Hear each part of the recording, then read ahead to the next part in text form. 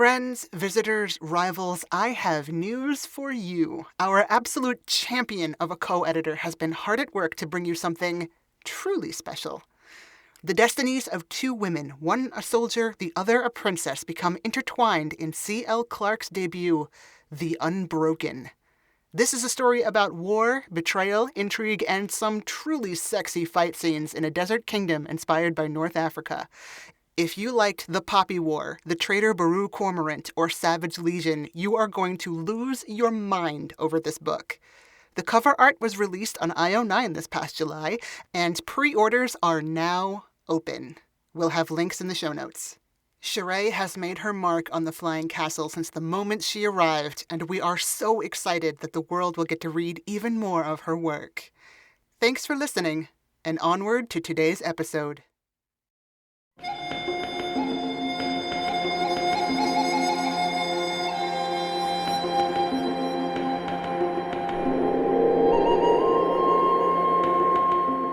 PodCastle, episode 639, for August 11th, 2020. Kiki Hernández Beats the Devil, by Samantha Mills. Rated PG-13.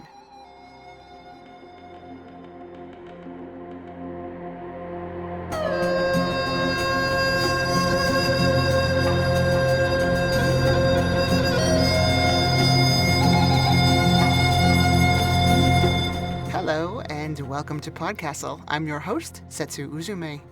Today's story, Kiki Hernández Beats the Devil, was previously published by Translunar Traveler's Lounge, and it was written for you by Samantha Mills. Samantha Mills is a fantasy author living in Southern California in a house on a hill that is hopefully not a haunted hill house. Her short fiction has appeared in Beneath Ceaseless Skies, Strange Horizons, Escape Pod, and others. Watch out, she's coming for books next. The story's narrator is Sandra Espinosa.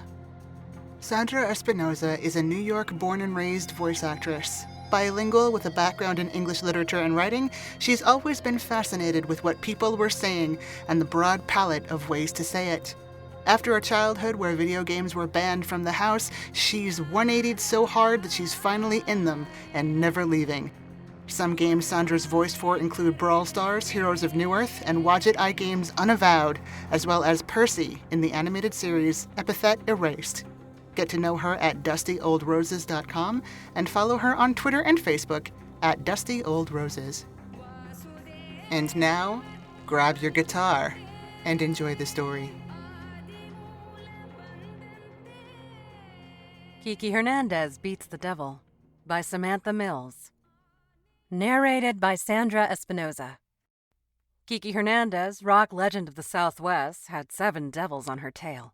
They scurried through the roadside scrub, not even trying to sneak. She could hear their scrabbled claws and clacker tails, their dripping maws and teeth. If they were trying to round her up for a crossroad deal-making, they were going about it all wrong. That's what happened when devils got hungry. They made mistakes. Kiki hummed as she walked, watching eddies of dust from tornadoes on the road ahead. It was a swagger of a walk, born of a perfect record. Kiki, 72, devils, 0. She would have been bored if she hadn't been so eager for an encore. "Come on out," she hollered. They tumbled forth in a gray-green tangle of many-jointed limbs, an acrid smell preceding them. Sulfur and grave dirt and candy apples stuffed with razor blades. Their voices tangled like a nest of snakes. Are you hungry? Are you thirsty? Are you vengeful? Are you sad? For a moment, she felt it. The thirst like 3 weeks eating salted pork. The grief that could only end in retaliation. And then Kiki popped open her molded plastic carrying case and pulled out her guitar, Mona Lisa. Mona Lisa was fierce. She was raw. She was a fine-tuned, devil-killing music monster. They never stood a chance. Kiki laughed high and wild as her fingers danced through Voodoo Child. Acoustic, sadly, but that was the state of the world these days. In Kiki's head, she was rocking steel strings and 100 watts. She was playing to a crowd of 20,000 and crushing it. The first trio of devils hit a solid wall of sound and crumpled, bloody and squealing, to earth. The others skittered away, and she chased after them, shouting, "Come back, you cowards!" She needn't have worried. They raced for the crossroads, so desperate they didn't even notice what was waiting for them there. Kiki's hellhound. He was short and squat, with the jowls of a Neapolitan mastiff and the blue-black coat of a Frisian horse. He had curling horns for ears and deep pits of flame for eyes. And he swallowed those devils in 2 bites apiece. "Ozzy," Kiki scolded. "What did I say about wandering off?" He slumped hard against her leg, whining, and she pulled out a spare bone pick to loosen the gristle from his fangs. He let out a particularly unhellish yip when she accidentally jabbed his gum. "Well, next time don't chomp them around the ribs," she said. "Honestly, Ozzy." He tilted his head for scratches, and Kiki complied. She was still flush with the high of performing, the heart-fluttering, head-buzzing, loose muscle happiness that only came from a good tune. It didn't matter if there was no audience. She had Ozzy. And then a voice like rotting garbage slithered down the breeze. "Isn't that just too sweet to stomach?" Kiki spun, guitar drawn against her belly. An enormous toad-like devil was sitting on top of an overturned city bus, wide, squat, and green, with a short, sharp horn protruding from the center of its forehead. A nasty wall of cacti stood between them, holding the beast out of guitar range. That bit of foresight was alarming. The devil should have been all riled up by the sense of blood and bone. It should have been slavering at her heels, stripped bare by hunger. But it only watched her with narrow-eyed satisfaction, like it approved of what it saw. "Are you hungry?" it croaked. "Are you weary?" Ozzy growled, and the devil chuckled wetly. Kiki snapped. "There's nothing on this earth I'm willing to trade for you, devil.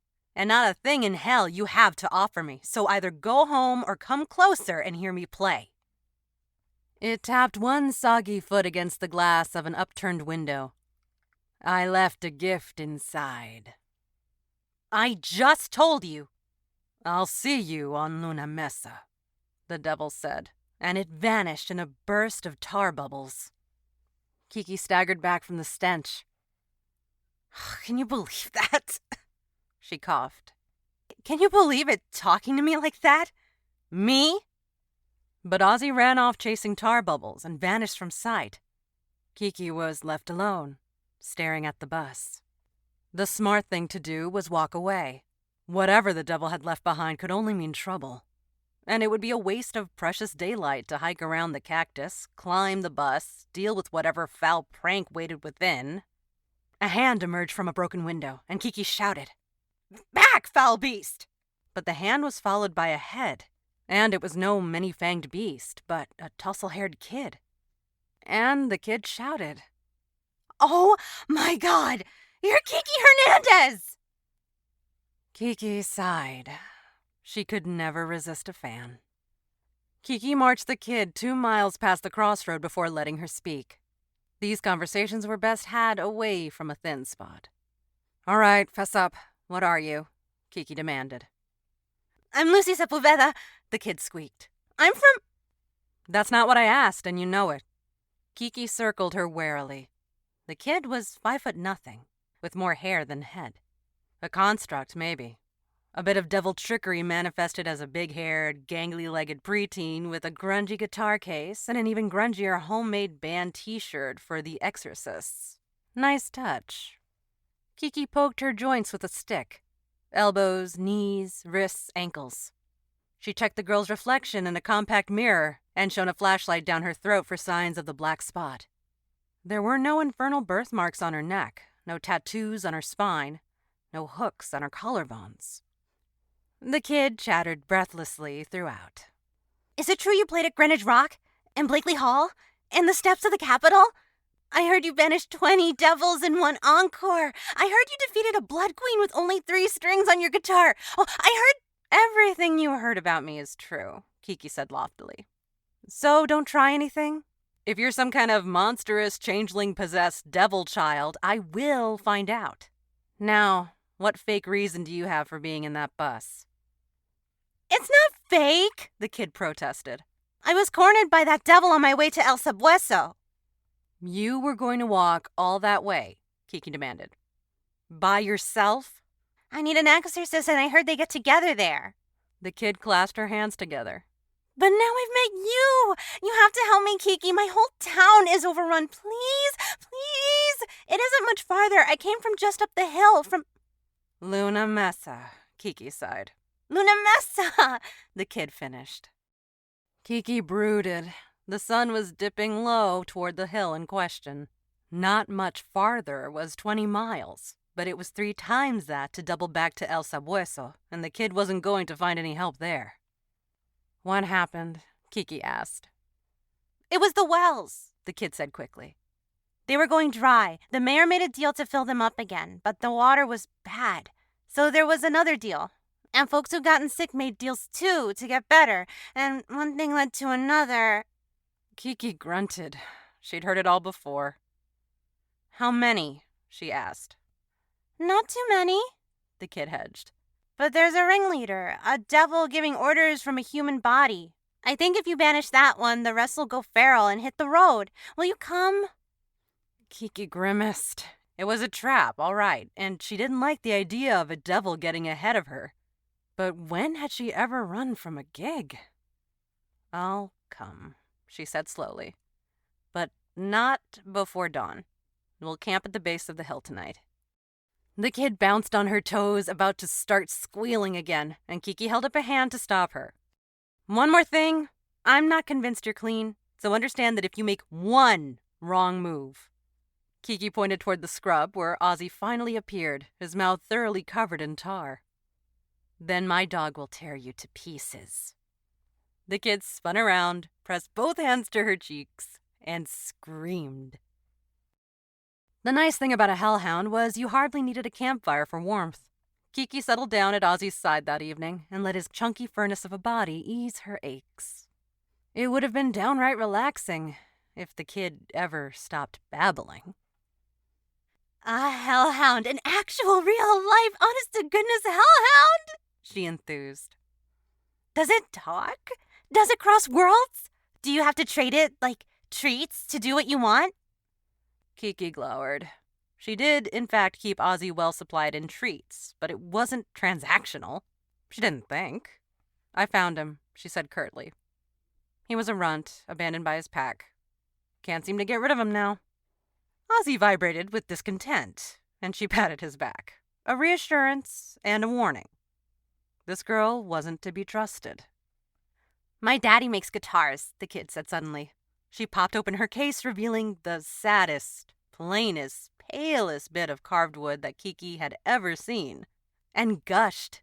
He's teaching me to play. I'm going to go on tour after this, not too far in case I need help. Maybe you can give me a suggestion? Hey, Kiki barked. Hey! Absolutely not. The kid drew back, shocked. But I can play. Kiki waved dismissively at the homemade guitar. That's trash, kid. You haven't even got a humidifier. You know what the air'll do to that thing on the road? Before the kid could argue, Kiki unsnapped her own guitar case and said, forcefully, Look, what do you see? Mona Lisa was a hummingbird, Gibson, and as far as Kiki knew, the last of her line. That was handcrafted mahogany, mother-of-pearl inlays, a cherry-burst finish.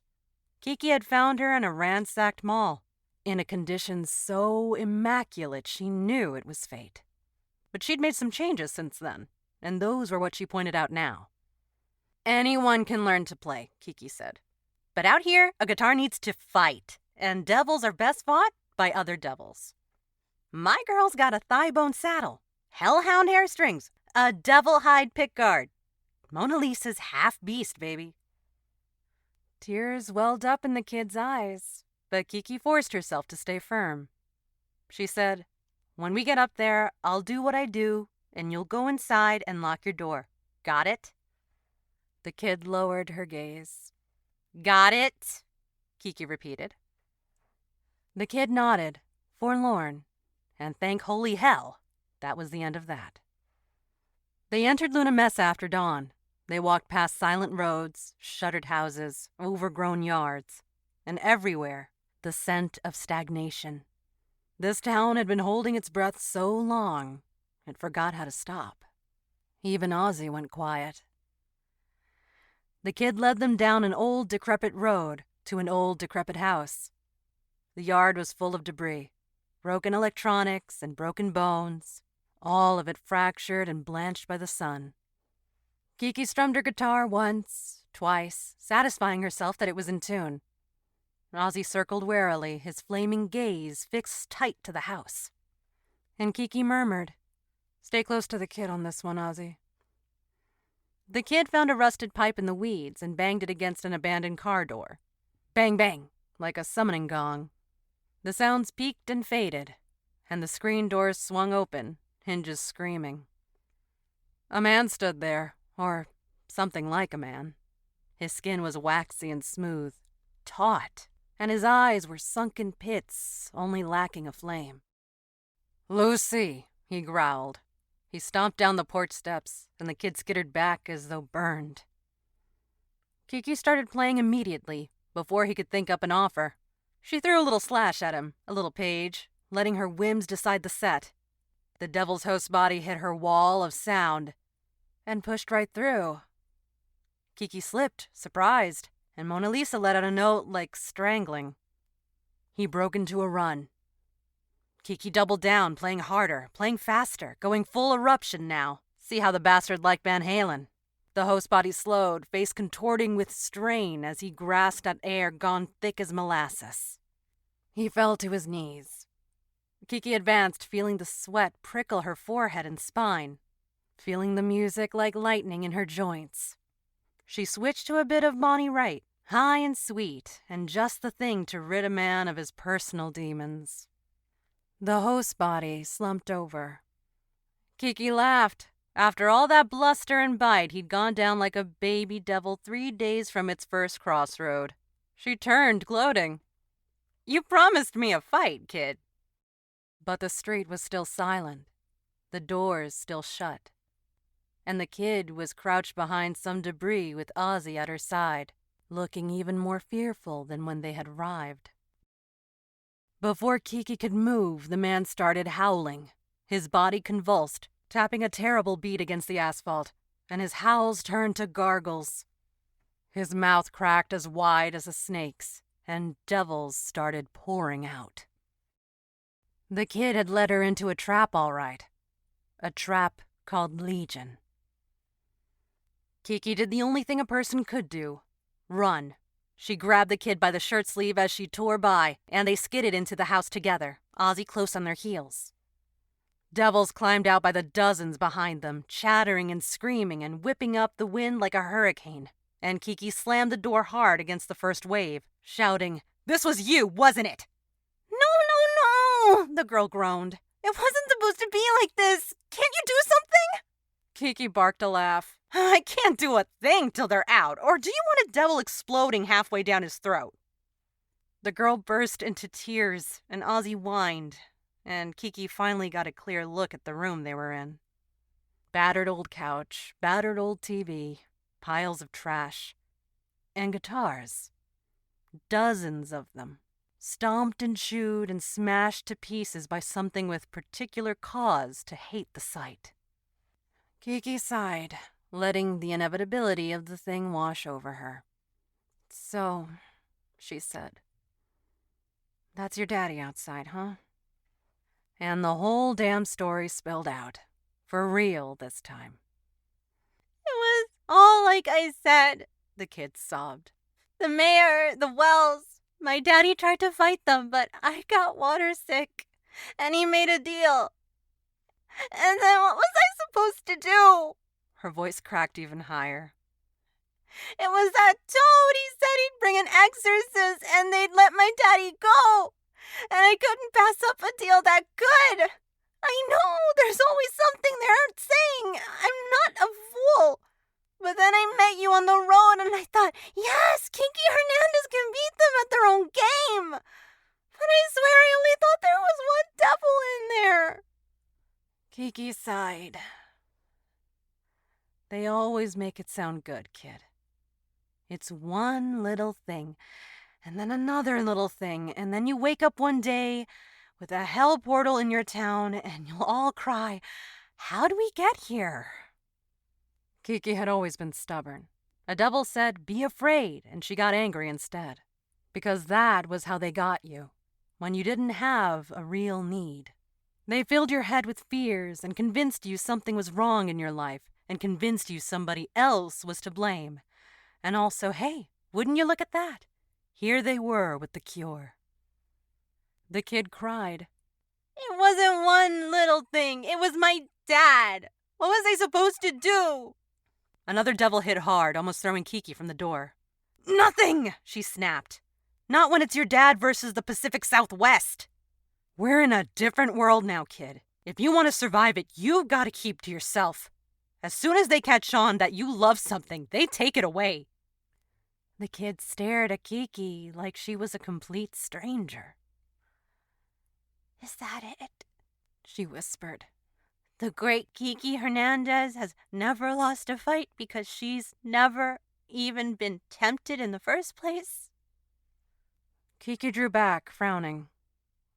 That isn't what I meant.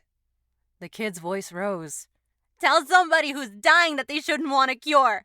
Tell somebody who's starving that they shouldn't want food. Tell somebody... Don't yell at me, Kiki warned. You're not strong, the kid shouted. You just have nothing to resist. The door went still. The devils stopped screaming. It was just Kiki and the kid staring at each other, in a silence louder than the maelstrom had been. And a voice, like a death rattle, called, "Kiki? Oh, Kiki. Might we have a word?" An urge gripped her then, like nothing she'd felt before. Kiki wanted to bail. From the Legion, from the Toad, from this girl calling her out on a lifestyle that had kept her alive and unsullied this long, thank you very much. But she thought of every town she'd ever played, cheerfully raining chords like holy water, and then leaving everyone else to clean up the mess. This army had been a long time coming. Maybe it was Kiki's turn to face the music. "Okay," Kiki breathed. "Okay. This is what we're going to do." A hot breeze whistled over the road, carrying with it the stale scent of the underworld. Kiki stood on the porch with Mona Lisa against her belly and Ozzy at her side. A devil army waited in the street, lined up in rows by the dozen. They were many-jointed and bulging-eyed, and shimmering all the colors of putrescence. They dripped tar and saliva and sulfurous gas, and every one had a pair of flames for eyes, burning just for you-know-who. They all broke into motion at once. Kiki launched into an aggressive rendition of Crossroads, because hell yeah, Clapton. And the devils split left and right, coordinated and loud as a swarm of bees. Ozzy waded in, ripping off heads before Kiki had hardly hit her stride. The kid made a break for her dad. Kiki's blood was pumping, her ears ringing, her entire body electrifying. A shield formed in front of her, sparking with light, and wherever she advanced, she brought devils down in waves. They tried circling her. They tried leaping over her. They tried popping out of potholes and leaping out of trees. She got them all. To your left, the kid shouted as she dragged her father back toward the house. And there it was, in all its split-faced green globby rot. The Toad. It sat on a neighboring rooftop, watching its army explode against her music with perfect serenity. The bastard smiled, long as a knife wound, and what it had to say was so simple even mindless, bloodlusting devil drones could follow along. Go for the pup. Suddenly, Kiki was fighting empty air. The devil swarmed away, and Kiki ran, her notes wobbling and her head clutched in panic, because they were fast, so fast. They were going for her dog, and she wasn't going to reach him in time. Ozzy! Kiki screamed. They crashed over him in a wave, a mad tangle of limbs and tails writhing like a rat king. And Ozzy howled beneath the assault at a pitch she'd never heard before. Enough, said the toad. Kiki was frozen in place. Mona Lisa was dead in her arms. The street had gone silent, or maybe it was just the ringing in her ears. Ozzy lay limp on the asphalt. The devil started peeling away, awaiting the word to attack. The kid was mouthing something from the porch, or maybe she was shouting. But either way, it was Kiki's absolute lowest priority at the moment, because Ozzy was down. Ozzy was down. She'd lied to the kid the night before. The truth was, Ozzy had found her, deep in the wreckage of an epic rock battle. She'd banished a theater full of incubi and got herself trapped beneath a fallen beam, without a friend in the world to come looking for her. For the first time ever, she thought, I can't do this alone. And then a little dough ball of a hellhound had sidled up, its eyes like tea lights, and she thought for sure this was it. She was a goner. The great Kiki Hernández was about to have her face eaten off by a pile of fluff with a waggy tail. Except he'd only been interested in the jerky in her pocket, and when he'd polished that off, and she had nothing left to offer but her own flesh, he'd nibbled and scorched his way through the beam to set her free, careful not to cause a single scratch. He'd been her one and only companion since then, through lean times and flush, from his little tail-chasing days to his much larger tail-chasing days. And Kiki loved his big, ugly face more than anything in the world. But she hadn't been willing to explain that to a possibly corrupt, possibly ignorant pawn of a devil, because she'd feared exactly this would come to pass. Sound rushed back to Kiki's world. First it was her own pounding heart, and then it was the kid yelling, What are you doing? Keep playing! And then it was the vile squelch thump of the toad leaping from the roof. Kiki's heart was heavy, and it wasn't just the fight. It was the kid's voice in her head, scoffing, You have nothing to resist, because that wasn't true. It had never been true. Kiki had just spent a long time hiding. In a voice like honey botulism, the toad said, Oh, how terrible. How unfortunate. If only there were a way to revive a wounded hellhound. Oh, if only. Kiki glared, her eyes hot and wet. She didn't have to ask the question out loud. It was always the same. What do you want in return? I want your guitar, it said.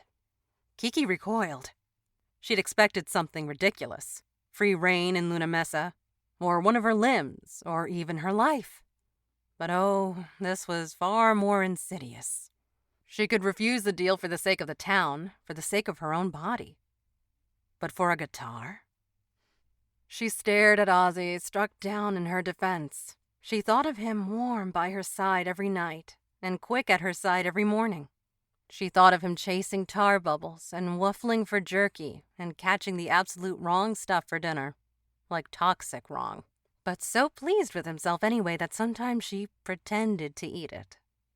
She remembered a roly-poly abandoned pup, snuffling through the wreckage for a bit of food, and finding her instead. Ozzy's leg twitched. Kiki whispered, I have terms. The kid cried out, and the toad grinned, and Kiki forged ahead before either one of them could change her mind. We both walk out of here today, Kiki said, gesturing at the kid. None of you can touch us. Give me your guitar, the toad said slowly, and in exchange I will revive your mutt, and neither you nor the girl Lucy Sepulveda shall be harmed in Luna Mesa today. It was only a delay, of course, a ticking clock instead of instant annihilation. Without a hell-bolden guitar, they'd be defenseless. Kiki and the kid would be dead by morning. The toad took one dragging step toward Ozzy, and Kiki snapped. Don't touch him! The first flicker of irritation crossed the toad's face. Your beast is mortally wounded. He needs blood freely given. Then give it, Kiki said tightly. She held out her hand and said, I'll take your horn. The toad's face contorted with such fury that Kiki feared she'd gone too far. It was over. Her dog was about to get eaten, and she'd still have half an army of devils to fight. But she hoisted Mona Lisa once, a simple threat, and the toad's greed overrode its anger. The flesh surrounding its horn was thick with callus, grown up and around the pale thrust of bone like armor. The toad growled as it pulled, yanking harder and harder, until with an ugly crack it came loose.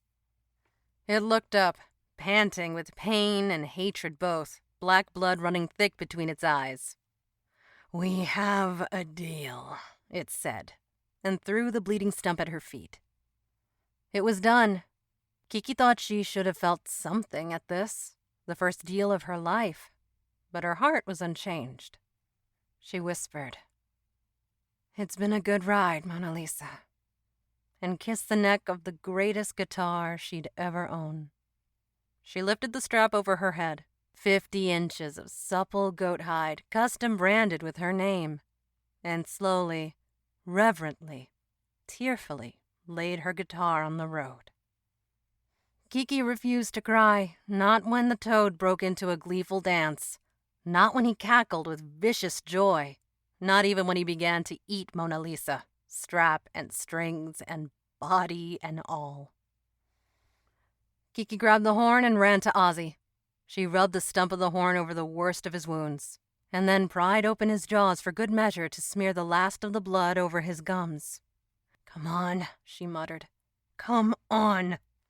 Wood cracked and strings snapped, and the toad continued to eat. The rest of the devils gnashed their teeth, jealous and itching to finish the feast the toad had just bartered away from them. Ozzy's eyes snapped open, and he nearly bowled her over in his haste to crowd her lap. Kiki let out a choked sob of a laugh. "Come on, you dingus," she said. "You owe me." She turned in time to see the last inch of the headstock go down the toad's throat. Its belly was swollen with hard lumps, and its tail snapped a contented rhythm against the road. Kiki took a steadying breath and broke into a run, shouting, Kid, now!" The toad lurched after her, but it was slow and clumsy, dragged down by a belly full of wood. Its minions scattered, uncertain of their parameters. They couldn't harm her, not by the letter of the deal, but they could take the horn, and the toad knew it. He only had to say the word. The kid held out her guitar, that joke of a homemade axe, plain and unfinished. No style, no battle scars, no hellish adaptations, just simple and solid and willing to help. Kiki's hand closed around the neck. She brought the horn down on the strings. That devil was stupid hungry after all. It should have known better. Rock and roll wasn't just about the instrument. It was about the attitude. When Kiki brought that horn down, she brought down a decade of fight. She brought down all the hopes and dreams of every poor sucker in every town she'd ever played, before their best intentions went sour courtesy of a subterranean snake oil salesman. She brought down Ozzy limp in the road, and the kid doing right by her dad, and an old man who just wanted to clean water for his town. And she turned that old toad's blood and bone against him. Kiki brought the house down. Afterward, she strode through the dust storm of dissipating devils, tip-tap tripping through Freebird because it was her stage, and she could do whatever she wanted. And oh, it was bright. It was fast. It was $1 million and a cold drink on a hot day. And if the tune was a little rough on her commandeered instrument, so what? It was a tune with a message, and the message was, don't fuck with Kiki Hernández. She stopped 3 feet from the toad. It was half crushed into the road, bottom legs shorn clean off, belly spilling over with rotten food and bits of Mona Lisa, may she rest in peace. And it panted up at her full of hate. "It's not your fault," Kiki said. "You didn't realize you were playing against the queen." She hit the last note, and the show was over. Kiki let the last of the music fade away, breathing deep. Ozzy nudged her hand, still moving warily, but moving, by God. Her pup was going to be okay. The kid had helped her dazed dad into a sitting position, and all the neighbors' windows had flung open, letting a sea of hopeful faces peer out. The kid jumped up as Kiki approached. Oh, thank you, Kiki, she said. She bit her lip, hesitating, and then she nodded tightly at the guitar in Kiki's hands. Keep her. I know she's not nearly so good as Mona Lisa was, but she'll keep you safe till you find something better. Kiki hefted the guitar. I don't know, she said slowly. I've got a lot of work to do to bring her up to fighting standard. And it does get lonely on the road. She paused and looked at Ozzy. He was wagging his tail, pleased as punch, like he hadn't just nearly died and been resurrected. But he was an old softy. He'd have said okay to anybody. Kiki laughed, embarrassed. I guess what I'm saying is, you ever thought of being a roadie? The kid's hands flew to her cheeks. She screamed.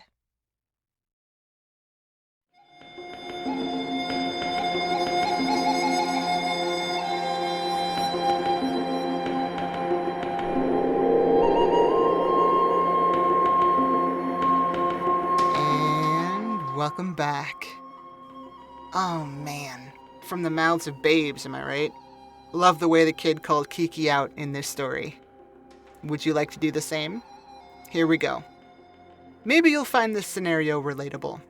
You're starting a new undertaking, a job, a hobby, whatever. There's a learning curve, and it keeps curving and curving until the activity is nothing but banging your head against tutorials, and you never quite get to that sense of basic competence to feel like you have a shot at learning how to do this. You want to give up, or stop, or call yourself names, or something equally defeatist so you never have to struggle, and you never have to be brave in the face of your shortcomings. That, my friends, is your devils. I have a theory, and I might have mentioned it before, that your inner demons love you, and they want to help. They're just stupid and give bad advice. They don't know physics, they don't know consequences, and they don't understand that difficulty is temporary or that learning takes time. Badassery, honestly, is 90% luck and 10% PR. But bravery is something you can call on at any time. And finally, directly from Samantha Mills, if there's something I'm thinking about a lot these days, it's this. It takes a lot more courage to admit you care than to pretend you don't. Vulnerability isn't weakness. Love is rock and roll. And that was our show for this week.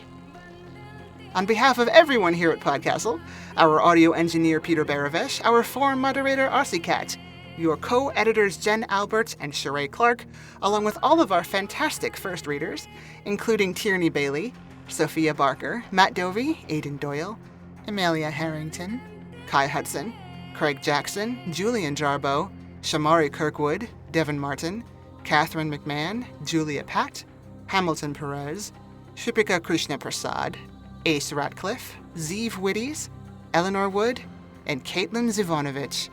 Thanks for letting us share another story with you. PodCastle is part of Escape Artists Incorporated and is distributed under the Creative Commons Attribution, Non-Commercial, No Derivatives 4.0 International License. Feel free to share it, but don't sell it or change it. If you like what you heard, head over to patreon.com/EAPodcasts and subscribe. We'll be back next week with another tale. See you then.